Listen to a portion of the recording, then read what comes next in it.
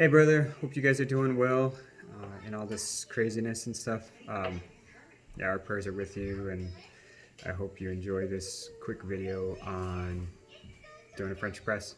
If you got any other questions, just hit me up. But hopefully this covers everything. Pretty straightforward. So let me start off by showing you everything that I have here. I'm going to switch the camera around. All right, so we got start off with our water.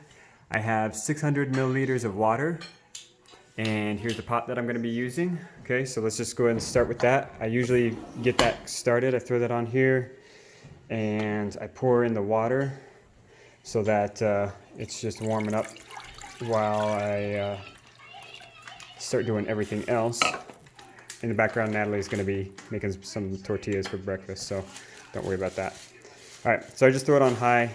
I'll show you, it's going to start creating these big bubbles at the bottom, and when those start rising to the surface, that's when I know it's time. Really, the temperature-wise, though, if you're measuring temp, is 180 to 200 degrees. I'm not super specific on it because I go more by that sight of the bubbles. Now, the second thing I do, these are the beans. I really like coursest. These ones are their Sumatran. All their beans, you want to get a light roast. It just has more flavor and everything. I kind of compared that to meat.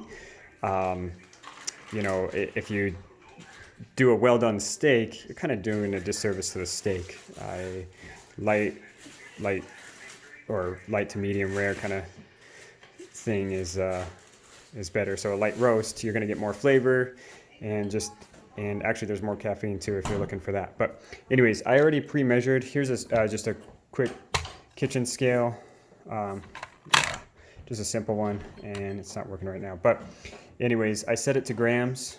We got a little button on the back here. Set it to grams, and then I pre-measure it. And I pre-measured out 38 grams of beans. So 600 milliliters of water for 38 grams of beans is what I like. And then this is a hand grinder. If you have an electric grinder, that's fine too. But again, you want to measure it out to be about 38 grams. And then this one has some different settings here. 8 on here is the coarsest setting. So I do the coarsest grind I can.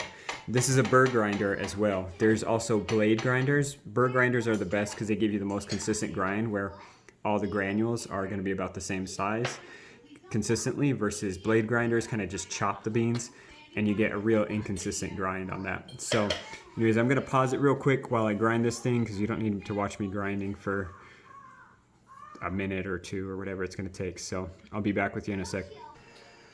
Okay, and we're back. So I got these beans ground in here. Let me show you what that looks like. I'm going to open this up.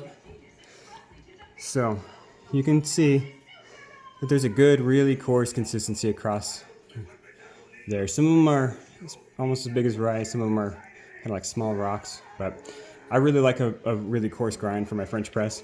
Now, one other thing we're going to do here with the press is, sorry about that, is pre-warm our jar. Just make sure that the water doesn't cool down a bunch as soon as you pour it in. So I just filled this up with hot water really quick, and then I'm just going to pour it out right before I drop in the beans. But it just keeps the container nice and warm before we put in our hot water. So, and which is almost time right now. You can see these bubbles starting to form. That's what I'm talking about. And see how they're starting to break the surface. So this water is pretty close. So I'm going to go ahead and pour it back into the measuring cup, and then pour in the beans. So let me show you how this works. So from here, all right. So let's go ahead and pour out our water that we just warmed up our glass with. It's empty. Okay. Now just dump in all of our 38 grams. I'm going to pour this water back into the measuring cup, just because it's easier to pour. Because you gotta do a nice, slow, even pour. You can't just dump the water in. You want to saturate the grounds evenly and nice and slow. Let me turn off the heat here. All right. So now watch as I pour this.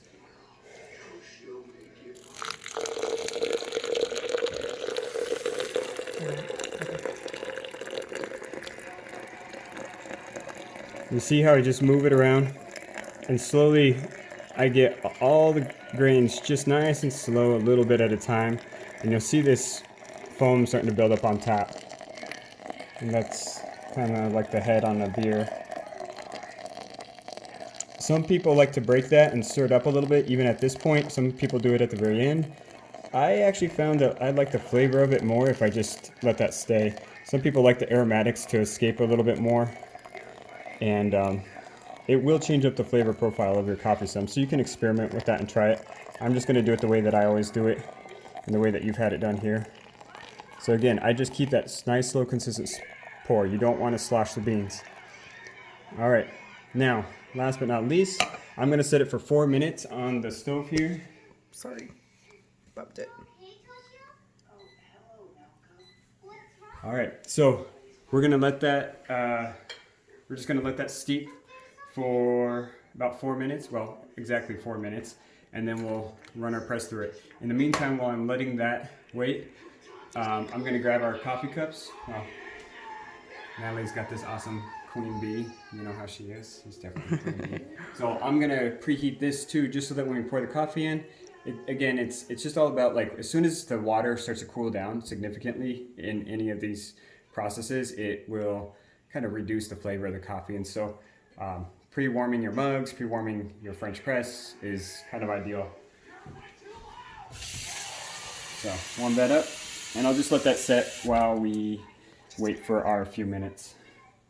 So we'll come back with you in about 3 more minutes. All right, brother, I'm back. We got about 7 seconds left before this thing is done, and then we will press it. And all right, here we go. You can hear it beeping in the background maybe. So let's go here. All right, pretty simple. Just gonna throw this in here. Make sure your grate for your straining is facing out. Put that in there. And just nice slow press. You don't need to slam it down or anything like that.